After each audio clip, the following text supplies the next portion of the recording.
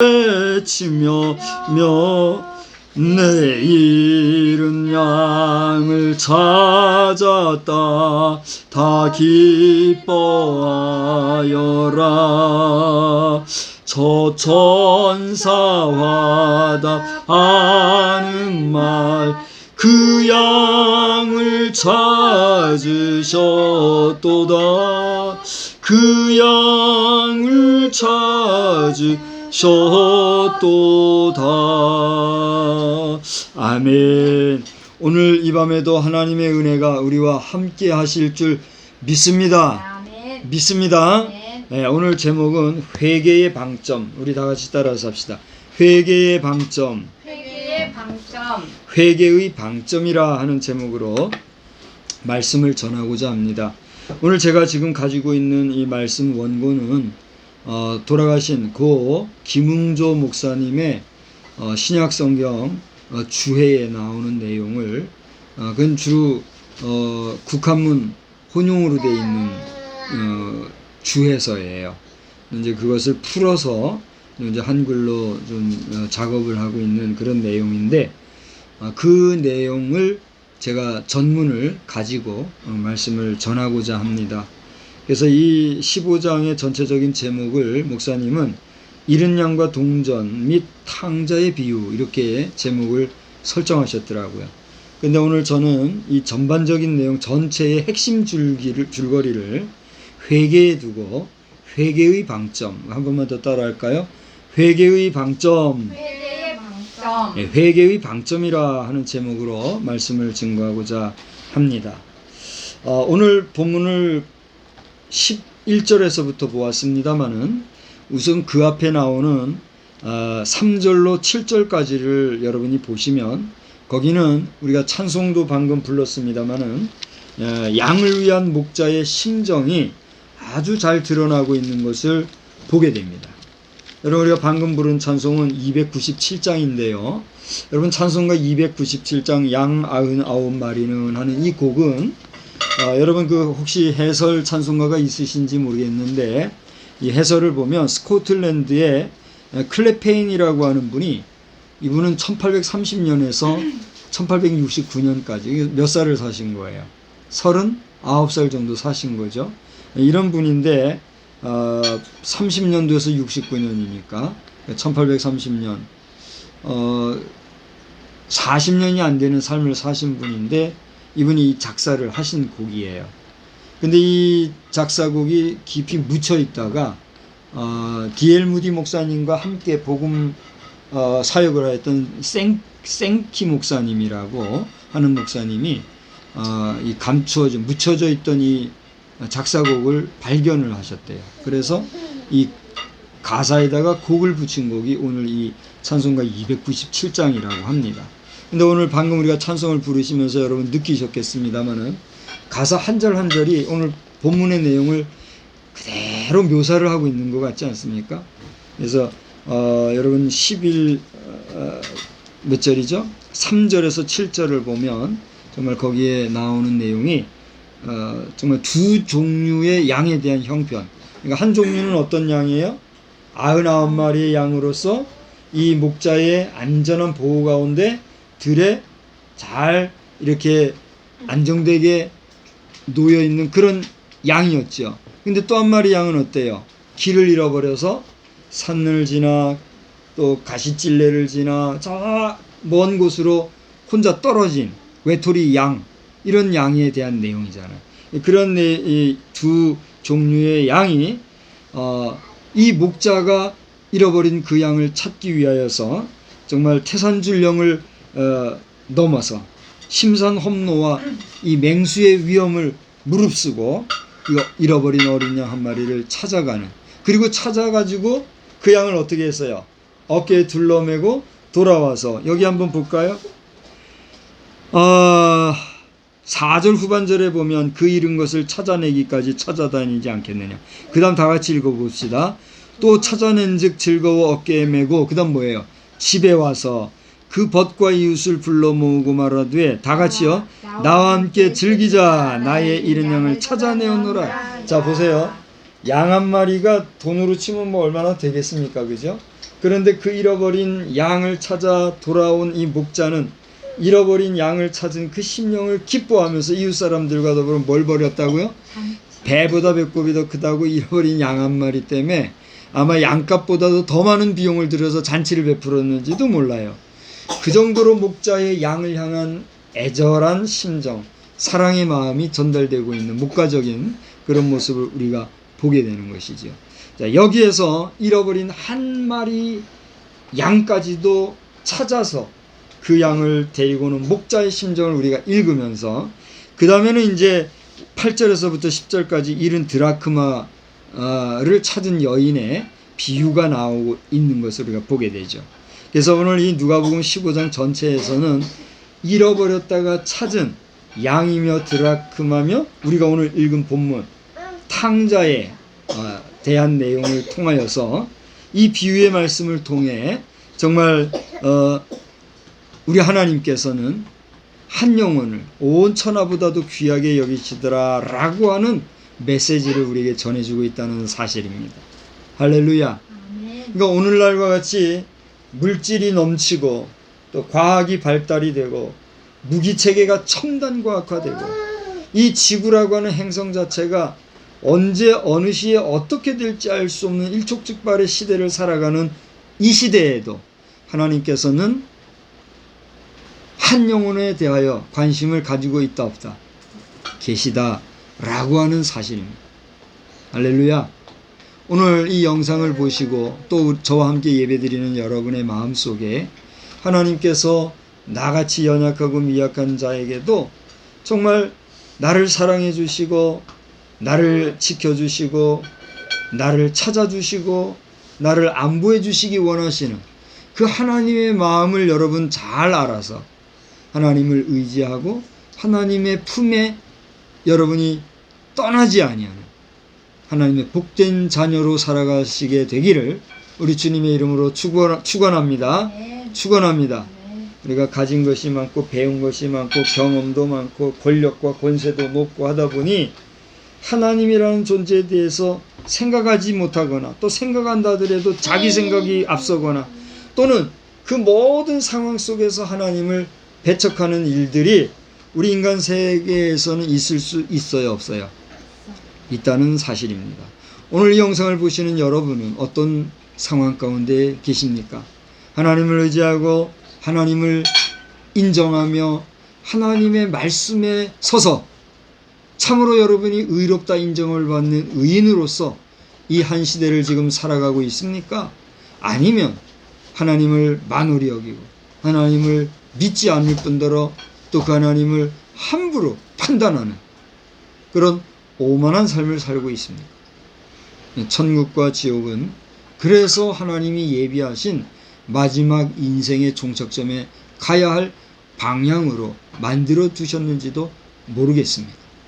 오늘 말씀을 전하는 제 자신은 여러분이나 저가 제 자신이 참으로 하나님 앞에 귀하게 여김받고 여기 말씀드린 것처럼 한 영혼 한 심령이라도 소중히 여겨서 우리를 끝까지 안위안보하시는 그런 영혼이 될지언정 실어버리고 나는 너를 도무지 모르겠다 그렇게 배척함을 받는 인생 되지 아니하기를 주님의 이름으로 축원합니다. 축원합니다.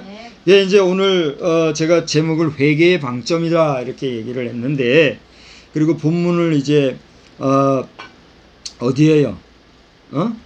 저기 11절에서부터 24절까지를 찾았는데 여기에 나오는 내용은 탕자의 회심과 아버지의 사랑에 대한 그러한 내용이 나오고 있지요. 여러분 이렇게 잘 아는 내용이기 때문에 뭐 깊숙한 내용은 다 하지 아니하겠습니다. 다만 간단하게 그 내용을 정리해서 얘기하자면 먼저 이 11절 이후로부터 보면 탕자가 아버지와의 관계에서 오인을 한 게 있었어요. 그게 뭡니까? 자기에게 돌아올 몫을 자기가 가지는 것을 어떻게 여겼어요? 당연하게 여기고 또 그렇게 가지게 된 것을 마음껏 쓰는 것도 뭐라고 생각했어요? 자기에게 주어진 자유와 권리라고 생각을 했다는 것입니다. 이와 같이 이 방탕한 이 이름은 안 나와요. 지금 방탕한 하나의 그 탕자라고도 말하는 둘째 아들의 이야기가만 나오고 있으니까, 이 아들은 아버지와의 관계에서 자신의 위치를 오인했다는 것이죠. 여기에 비극이 있었고 그의 방탕이 시작되었다는 것입니다. 재산을 전부 탕비하는 인간 본성을 상실한 모습을 그는 보여주고 있다는 사실이지요. 그래서 결국은 그는 그가 가진 모든 것을 다 탕비했다고 조금 아까 제가 소개를 했잖아요. 탕비라는 말은 방탕하게 다 소비했다는 얘기예요. 그렇게 다 호랑방탕하게 소비하고 나서는 그는 결국 어떤 위치로 추락했습니까? 노예가 되었어요. 노예가.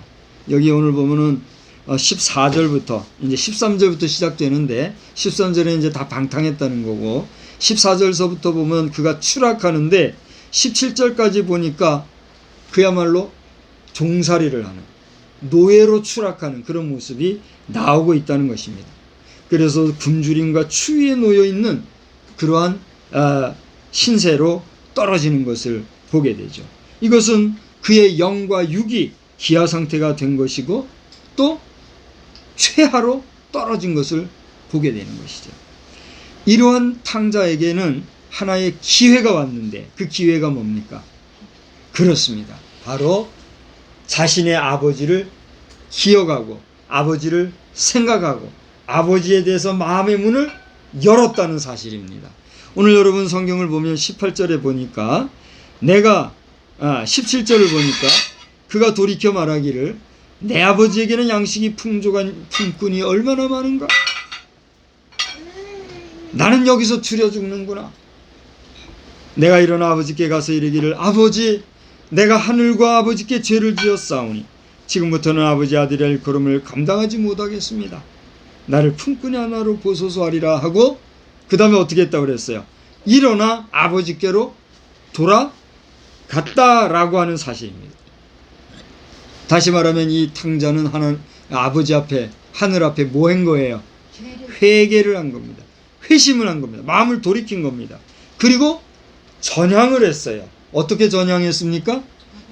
그 죄악된 삶으로부터, 그 정말 추라한 초췌한 상황으로부터 어떻게 해요?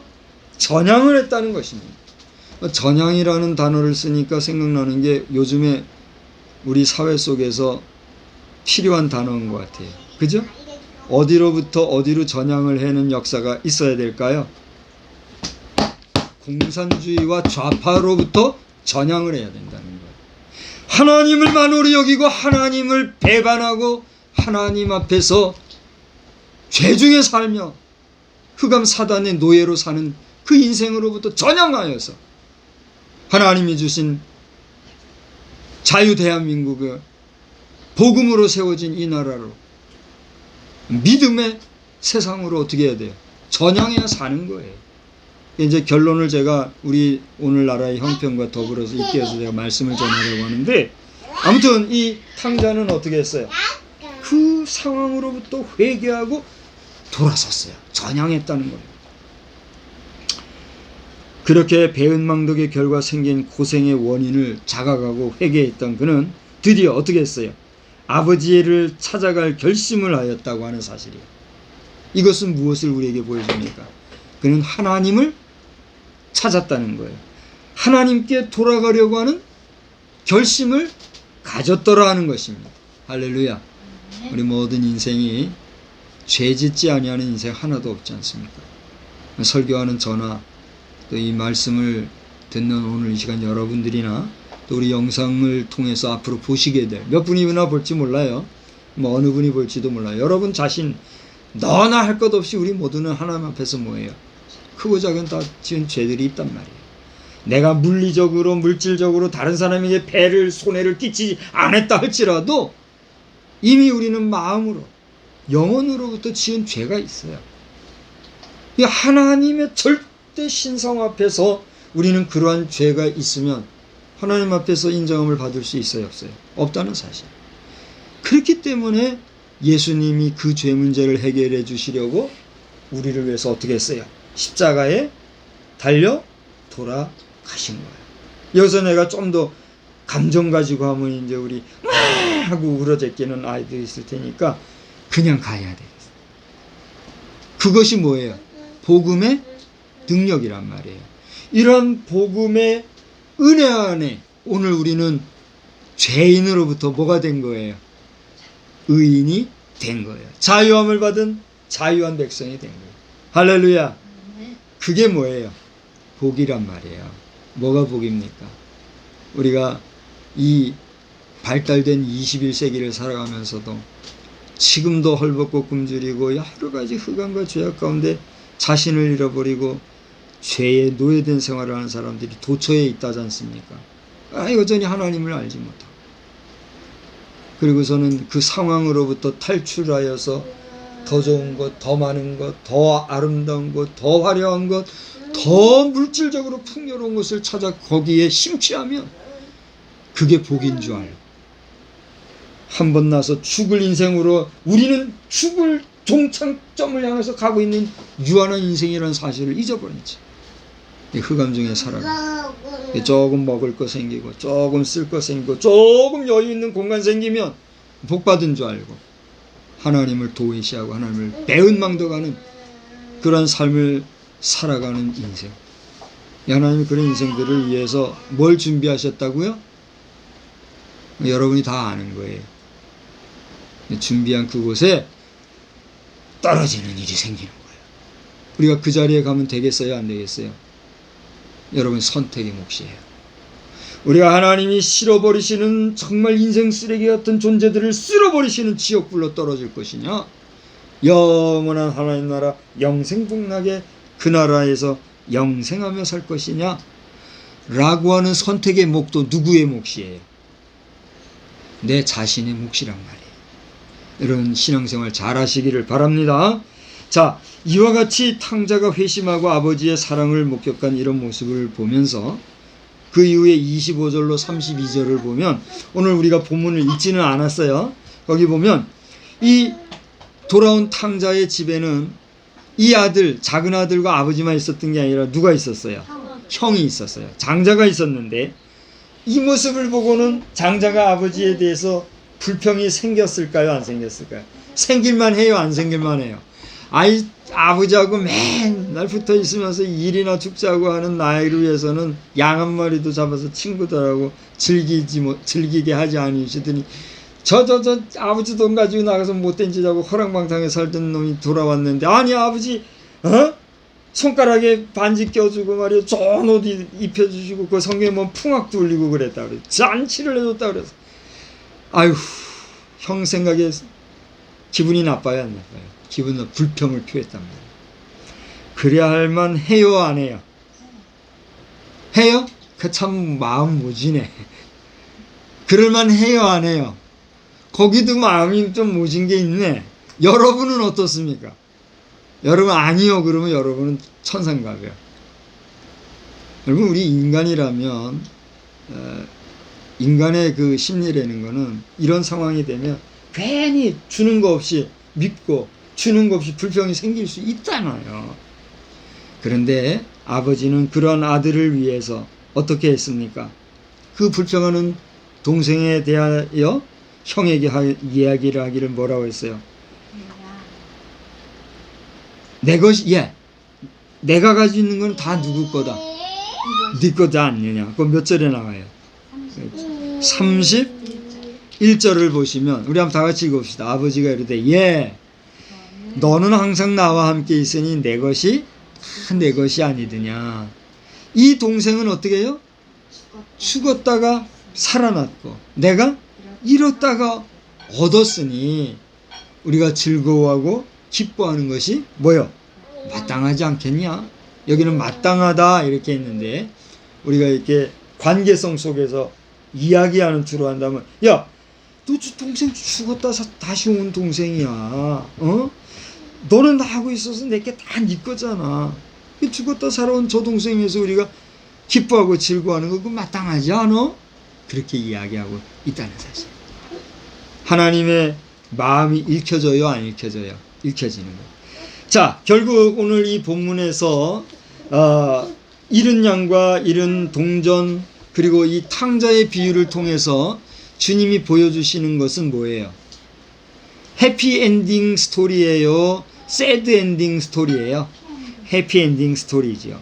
그런데 여기 지금 잃어버린 동전과 잃어버린 양에 대한 비유는 그런 얘기가 없습니다만은 여기 같은 15장 7절을 보면 양과 또 그 앞에 드라크마 비유의 그 중간에 어떤 말씀이 있느냐 하면 우리 다 같이 한번 읽어봐요.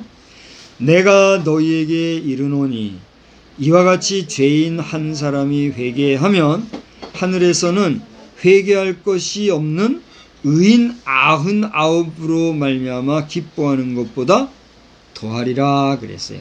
자, 죄인이라는 단어가 한 번 나오고 회개라는 단어가 두 번 나와요. 99마리 와 그리고 한 마리라는 말은 없어요. 하여튼 이렇게 구성이 되어 있는데 15장 전체를 놓고 이렇게 보게 될 때에는 잃어버린 이 양에 대한 숨어있는 교훈도 그렇고 탕자의 비유도 그러하고 또 드라크마 이거의 경우도 적용을 그렇게 할 수 있을지는 모르지만 회개한다고 하는 건 유턴의 개념을 얘기하는 거니까 잃어버린 것을 다시 찾았다는 면에서 회복의 의미도 있으니까 회개와 회복, 회심이라고 하는 면에서 생각해 본다고 하면 오늘 본문에서 우리에게 얘기하고 있는 것은 뭘까요? 결국 하나님이 원하시는 것은 우리가 누구에게 어떻게 하는 거예요? 그렇습니다. 하나님께 돌아오는 것. 그걸 메타노이아라 그렇게 얘기하는데 회개. 이게 직진하다가 그 직진하는 선에서 돌아오는 것. 또는 날아가던 살이 그 자리에서 바로 멈춰서는 것. 더 이상 나아가지 아니하는 순간. 이것을 메타노이아, 회심, 회개라고 하는 말로 표현을 하고 있다는 사실이에요. 결국 이 탕자가 또는 잃어버린 양이 회개하지 아니하고 그리고 목자의 품에 안기지 아니하고 아버지의 품에 안기지 아니하고 그 얘기를 계속해서 갔더라면, 다시 말하면 목자를 만나지 못했더라면, 아버지의 품에 안기지 못했더라면 그 마지막 종말은 어떻게 됐을까요? 양은 사나운 들짐승에게 물려 죽었거나 낭떠러지에 떨어 죽었거나 그렇게 비참한 운명으로 끝났겠지요. 또 이 아들은 어떻게 됐을까요? 여기 좀 몇 절이에요. 16절을 보니까 돼지 먹는 쥐염 열매로 배를 채우고자 하되 주는 자가 없다 그래서 굶어 죽었을지도 몰라요. 그 부잣집 아들이 굶어 죽는 그런 역사가 나타날지도 모른다는 얘기예요. 그러나 저들이 어떻게 하고 회복이 되었을 때 저들은 문제를 해결했습니까? 회개하고 아버지 품에 안겼을 때, 목자의 어깨에 얹혔을 때 저들은 생명을 얻었을 뿐만이 아니라 어떻게 했어요? 옛것을 회복하는 역사를 얻었다는 사실입니다. 할렐루야. 이와 같은 역사가 오늘 우리 자신에게도 또 우리 민족적으로도 우리 지구적으로도 다시 한번 크게 역사되기를 주의 이름으로 축원합니다. 축원합니다. 우리는 정말 아주 작은 극소수의 인원이 지금 여기에 모였습니다. 성인 셋에 말 못하는 아이들 둘, 5이 모여서 우리 예배를 드리지만 우리 마음속에 정말 이 민족을 위한 기도와 이 전 지구촌을 위해서 하나님 아버지 우리의 허물과 죄악을 용서하시고 우리의 못난 점을 긍휼히 여겨주셔서 우리로 하여금 아버지의 뜻을 온전히 이루어 나가게 하여 주옵소서. 기도가 있게 되기를 주의 이름으로 축원합니다. 저는 오늘 이 말씀을 가지고 이제 마지막 결론을 지으려고 하는데 오늘 새벽 기도 시간에 우리가 읽은 말씀이 있죠. 사사기 20장 말씀입니다. 사사기 20장 말씀을 여러분 쭉 읽어보면 거기에 이스라엘 백성 가운데 베냐민 지파 가운데 기브아라고 하는 족속이 있었어요. 이 기브아 사람들이 아주 패역한 일을 범한 게 있습니다. 그 내용은 여러분이 직접 19장, 사사기 19장, 사사기 20장을 읽어보시기 바랍니다. 입에 담기도 정말 추한 그런 폐륜을 범했어요.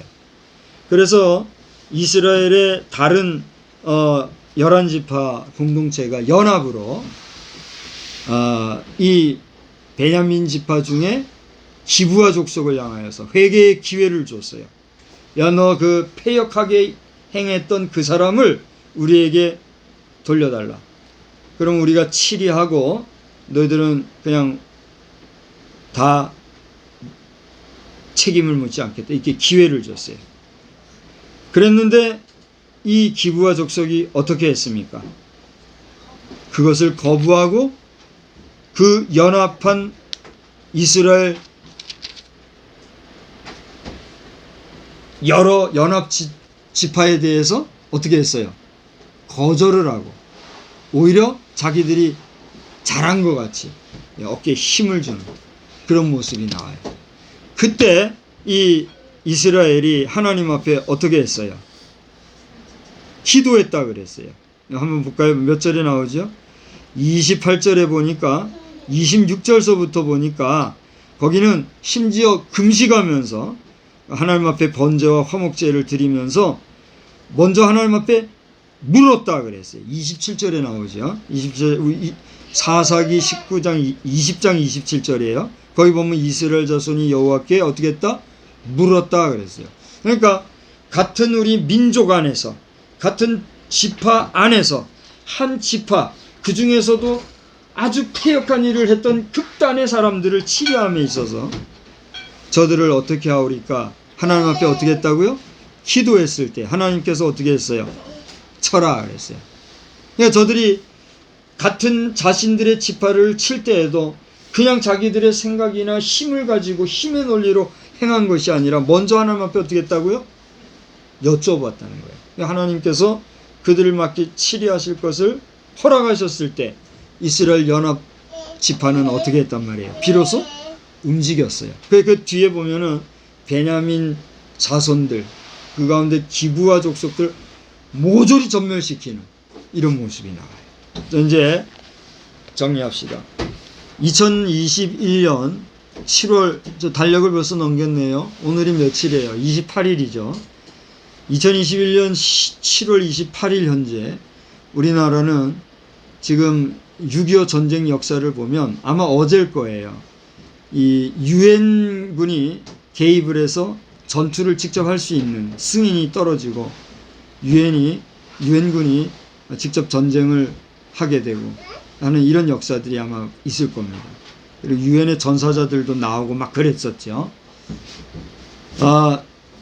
대한민국의 현 상황은 한반도의 현 상황은 여러분이 분명히 얘기해 보세요. 전쟁이 마쳐진 상태입니까? 전쟁 중 잠깐 휴전 상태입니까? 이거 다 아는 사실이잖아요. 일반 상식이잖아요. 70년 동안 지금 휴전하고 있으면서도 우리는 종전을 할 만한 분위기가 형성이 됐어요, 안 됐어요? 안 됐다는 사실에 대해서 이건 공공연하게 아는 사실이죠. 그러니까 오늘날 북한이라는 사회에 대해서는 이제는 우리 대한민국이든 국제사회든 치리의 문제만 남았지 하나님의 사랑 파리를 할 이유가 없다는 거죠. 예수 사랑 파리 할 이유가 없다는 거죠. 목사가 이런 얘기를 해서 실망스럽다는 둥 뭐 어디 한 사람이 있을지 몰라요. 기도해 보세요. 기도해야 합니다. 하나님 앞에 이 말씀을 전하는 제 자신도 하나님의 말씀의 거울에 비춰볼 때 내가 하나님 앞에 용서받을 수 있는 자이며 내가 하나님 앞에 완전한 자인가 라고 하는 사실을 물으면 나 자신도 불완전하다는 사실을 잘 알고 있어요. 그런 사람이 어떻게 이런 말을 할 수 있을까? 여러분이 아마 책을 하고 또 허물을 찾고 털어서 먼지를 찾으려고 할지 모르겠어요. 그런데 개인이나 민족이나 하나님 앞에서 오늘 말씀에서처럼 회개가 있게 되면 그 다음은 어떻게 돼요? 용서함이 있는 거예요. 근데 회개가 없이 용서가 있을 수 있어요, 없어요? 없다는 사실입니다. 얼마 전에 밀양이라고 하는 그 영화가 화두가 돼가지고 아주 센세이션을 일으킨 적이 있잖아요. 저의 블로그에 거기에 대한 간단한 영화평도 써놨습니다만은 거기에서의 핵심은 뭐냐면 참 종교적인 기독교적인 가치관으로 보면 이해가 되지만 그렇지 못한 사람들은 이해가 안 되죠. 이런 논리가 이 세상의 가치 기준과 기독교의 가치관과 충돌을 일으킬 수도 있으나 하나님 앞에서 온전히 회개하고 거짓 없는 회개 말고 정말 온전히 회개하고 그 회개에 합당한 열매를 맺을 뿐더러 그 회개에 합당한 삶을 살게 될 때에 하나님께서는 우리에게 뭐를 선물로 주신단 말이에요. 구원이라고 하는 용서의 선물을 주신다는 사실입니다. 그렇지 아니할 때는 어떻게 되는 거예요? 사사기에 나온 대로 기브와 족속들이 전멸을 당하는 마지막 새드 엔딩으로 끝난 것처럼 그것으로 인하여 이스라엘 전체가 어떻게 되는 거예요? 깨끗해지고 성결해질 수 있는 하나님의 방법, 하나님의 뜻이 되더라라고 하는 것입니다. 오늘 낮 시간에 우리 딸과 함께 잠깐 대화를 한 적이 있습니다만 이 잔디밭에 잔디를 살리기 위해서는 뭘 뽑아내야 돼요? 잡초를 뽑아내야 돼요. 근데 잡초는 잡초군에서는 그것을 잡초라 해요, 안 해요? 그럼 잡초라고 안 해요. 그 나름의 풀 이름을 지어서 그 식물의 고유한 이름을 가지고 말하고 그 잡초로 불리는 풀에도 꽃이 펴요, 안 펴요? 꽃은 핀다는 사실입니다. 씨도 있고요. 이 중요한 것은 어떠한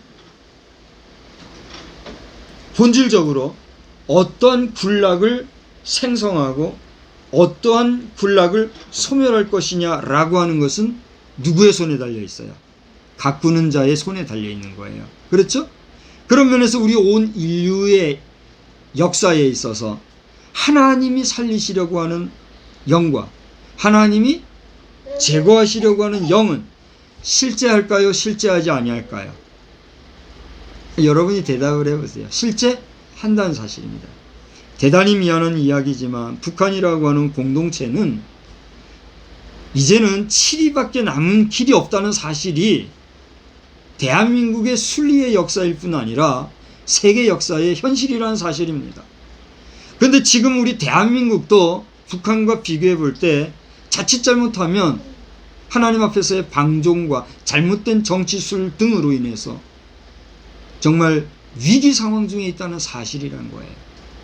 이를 알기 때문에 저는 무명하고 유약한 종이기 때문에 대놓고 여러분 앞에 인기 있거나 드러난 그런 사역자는 아니지만 정말 지금 우리나라 전체를 좌지우지하고 흔들 정도로 메시지를 가지고 증거하는 정도 있잖아요.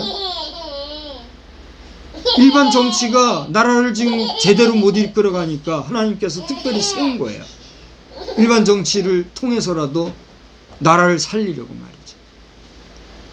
정말 우리는 위기 중에 있다는 사실을 아시고 세계적으로도 마찬가지입니다.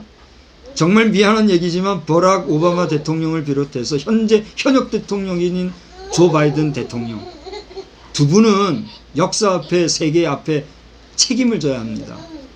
여러분은 용기 있는 지도자들이지 않습니까? 여러분의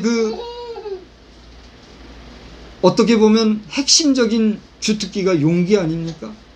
잘못한 것은 잘못했다고 인정하고 여러분의 나라나 전 세계와 하나님 앞에서 하나님의 말씀 앞에서 저희들이 잘못한 것은 잘못했습니다 하고 나아갈 때